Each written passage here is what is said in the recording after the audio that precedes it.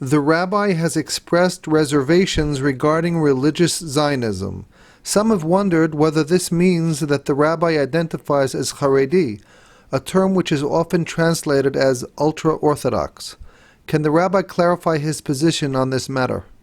The first thing to note in this regard is the fact that both of these movements or schools of thought in the Jewish world, in the Torah world, are relatively new inventions, one could say, I think, without exaggerating. Ideas and systems of thought that came into being in recent history. Basically, we're speaking about the last 100 years.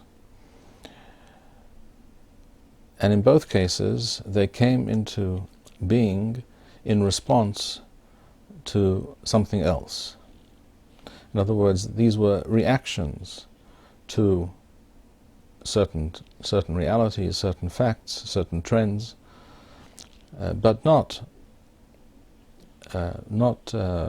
positions and not philosophies that were formulated, that were thought out and presented to the Jewish people in order to achieve the aims and the goals of the Jewish people as defined in the Torah. That cannot be said about either of these movements or these outlooks. In the case of religious Zionism, the name itself, the term religious Zionism, states quite plainly that we are speaking about Zionism, whatever Zionism is, and that's not a simple question to answer. One only has to look at the writings of many of the founders of the Zionist movement. One has only to delve into some of the internal debates that took place amongst these people, amongst those founding fathers, so to speak, of Zionism. I'm talking here about general secular Zionism, to see that none of them really had a clear idea of what this movement was all about. And the situation becomes even more murky and confusing when one looks at religious Zionism. We're talking about a somewhat amorphous and vague movement which was understood and appreciated by different people in different ways, and a movement that was supported by various people for different reasons. And that movement, called Zionism, was then not adopted so much as seen as something to which certain religious Jews, at least, felt they should belong in order to participate in some of the positive aspects, at least, of the Zionist movement's activities, namely, essentially, facilitating the aliyah, the migration of Jews, or the repatriation of Jews to their ancient homeland, to the land of Israel.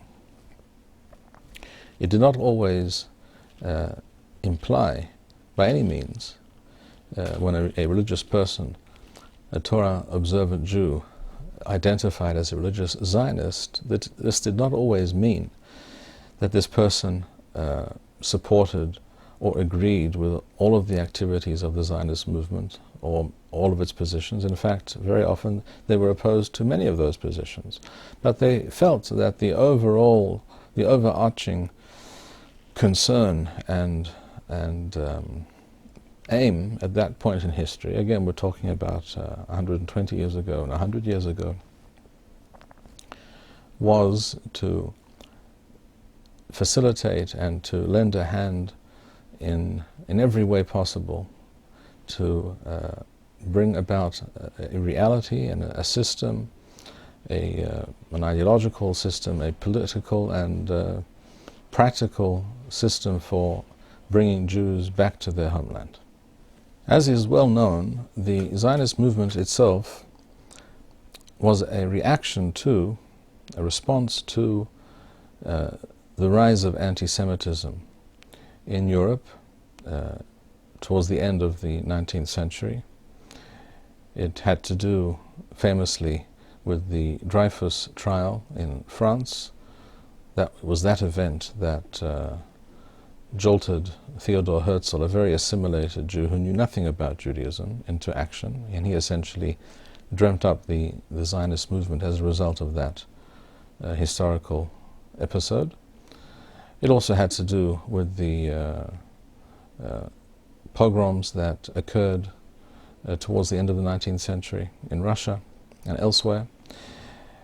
So from its inception, Zionism was not an authentic expression of Torah-true Judaism, a vision and an ideal that Jews, based on their essence, on their history, on their culture, their Torah-based culture, formulated in order to achieve the goals and aims of the Jewish people. That was never the case. Zionism was always a reaction and a kind of patch placed on a hole that was discovered that existed in the garment. If we imagine a jacket which is very, very old and has developed a large tear or hole in this fabric, Zionism was an attempt to try and save the day by patching up that tear or that hole. And if this is true of Zionism itself, how much more is this true of religious Zionism, which is adopting a secular and not very profound ideology or system of thought, based again on reacting to, responding to certain crises, and adopting such an ideology and joining such a movement on the part of people who identified as Torah-true Jews, Jews who had a deeper understanding, at least somewhat more profound understanding of what Judaism and Jewish civilization and Jewish history are all about.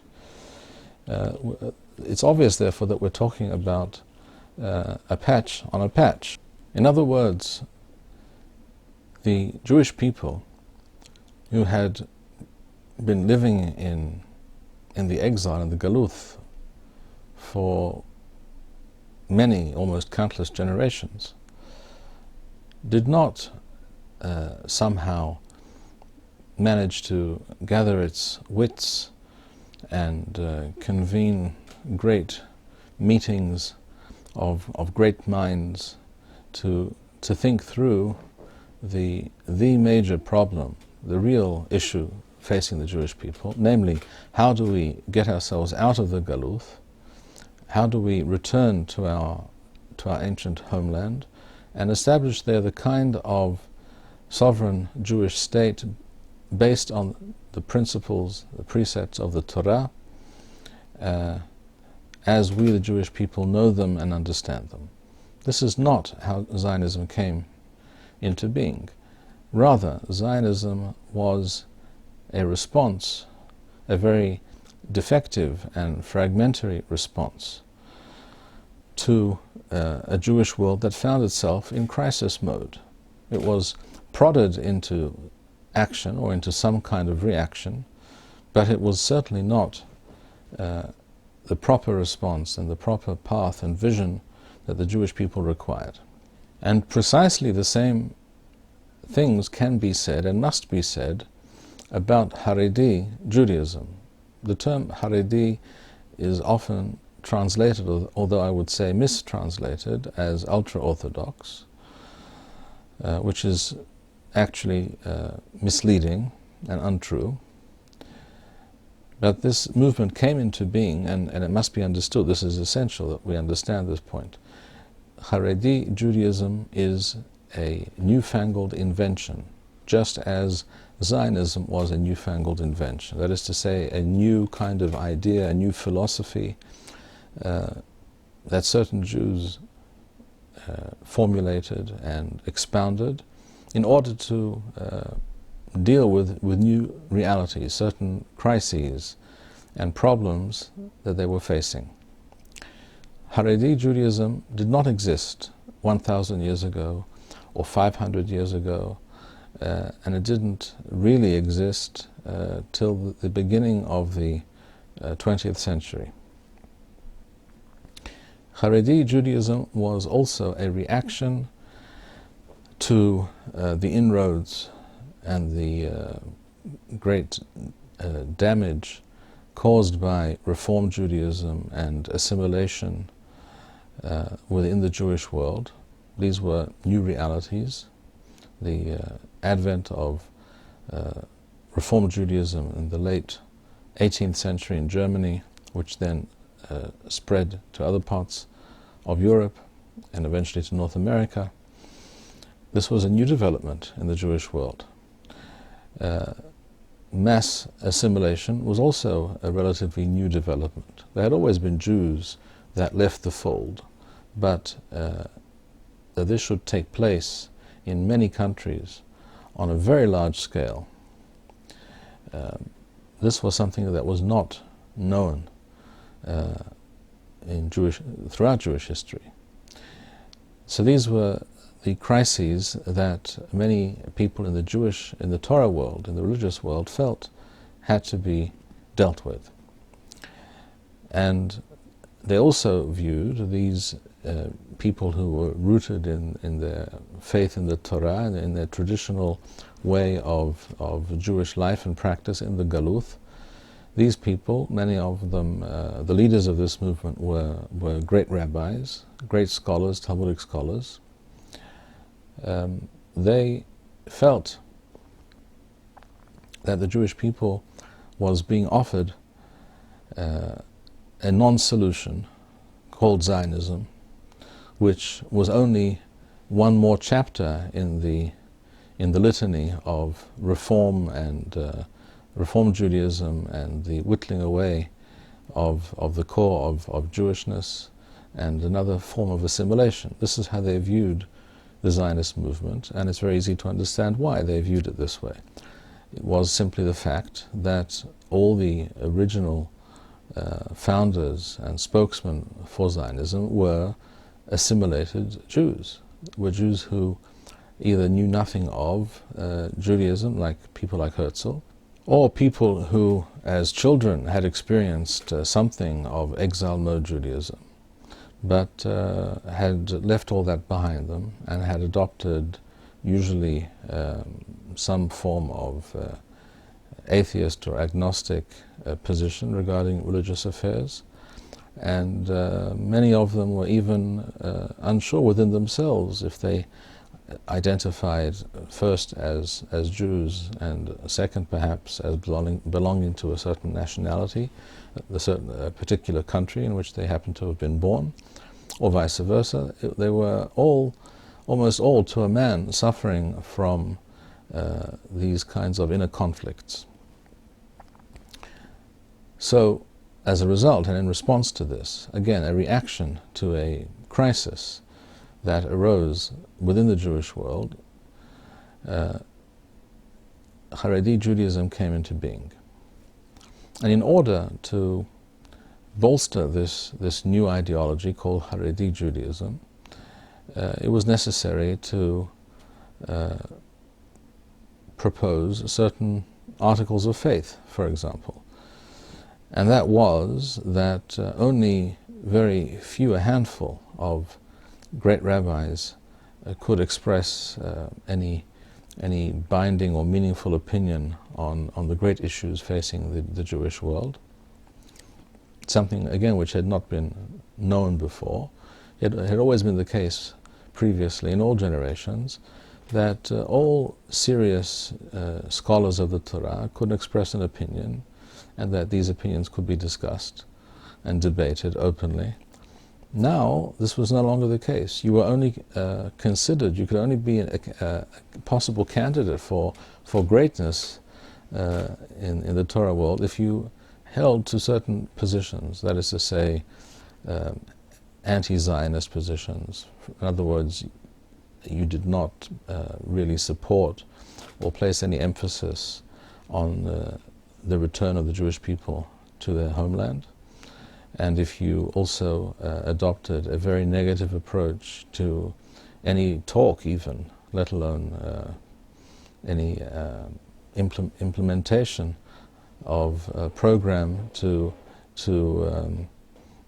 facilitate religious Jews achieving, receiving a general education and receiving instruction in various fields of knowledge, all of which, of course, meant that many Jews could not make their way in the world and could not even make a living, perhaps.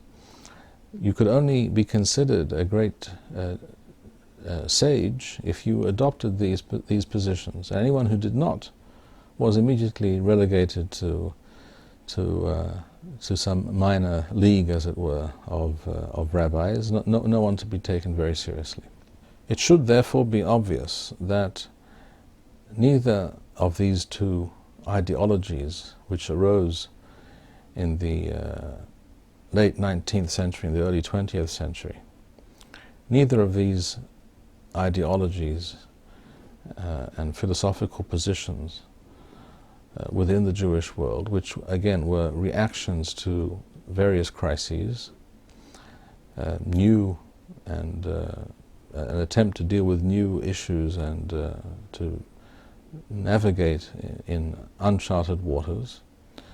Neither of these positions were the result of coming to terms with the totality of the Jewish people's historical experience and their reality, the reality of Jewish existence in the world at that point in time, and how to bring about the correct set of measures and how to formulate the correct philosophy and ideology to remove the Jewish people from Galuth mode Judaism and to bring them into the normative form of existence which the Jewish people have always traditionally aspired to, and that which we find delineated in the Torah.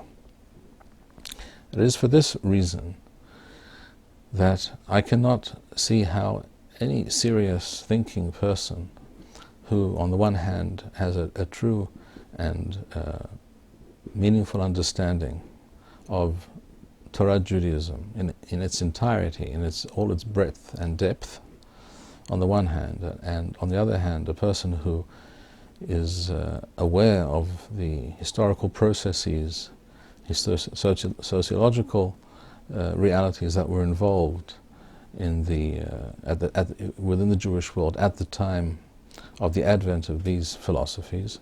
I cannot imagine how any serious person could wholeheartedly subscribe to either of these ideologies. What we need is not a patchwork garment full of holes and tears and rips that have somehow been papered over. Certainly we do not need patches over patches trying to hide and the reality of the situation, trying to pretend that this garment is somehow still viable. What we need, of course, is to formulate, to create a new garment altogether. The Jewish people needs a new set of clothes, so to speak. In other words, we need to free ourselves of these ideologies that came into being at a particular point in history in order to deal with certain realities and issues that existed at that time. And this is the way of human affairs, that when certain issues or crises appear, a reaction will always be forthcoming, and it is like a vehicle traveling on a road veering in one direction and zigzagging along, not following the straight and true path. It needs the direction of that vehicle has to be corrected from time to time, sometimes violently in one direction and sometimes violently in the other direction. But of course that is not the aim. The aim is to formulate a path forward, a roadmap in order to move from the undesirable, the incomplete, the partial reality of Jewish existence that the Jewish people have experienced and known for almost countless generations, and to return to the true norm and healthy and balanced version and the complete version of Torah Judaism. And that ideology and that outlook and understanding of Torah is something that we need to discuss and understand and formulate today for the future, because at this point in time such an ideology, to the best of my knowledge, does not exist, or at least is not widely known and understood by the masses of the Jewish people. And this is our goal. This should be our goal, not to be involved in endless and futile debates between these outmoded and, as I said, deficient and fragmentary and artificial responses to certain historical realities in the past. Our aim should be to leave that behind us and look forward and formulate the roadmap for the future. The production of these videos and maintaining this channel demands much time and money. If you enjoyed this video, please show your appreciation and support. To make a donation, please go to www.machonshilo.org and press the PayPal button, which appears on the upper right-hand side of the home page. To sponsor a video or purchase Birkon Nusach Eretz Yisrael, please write us at office@machonshilo.org.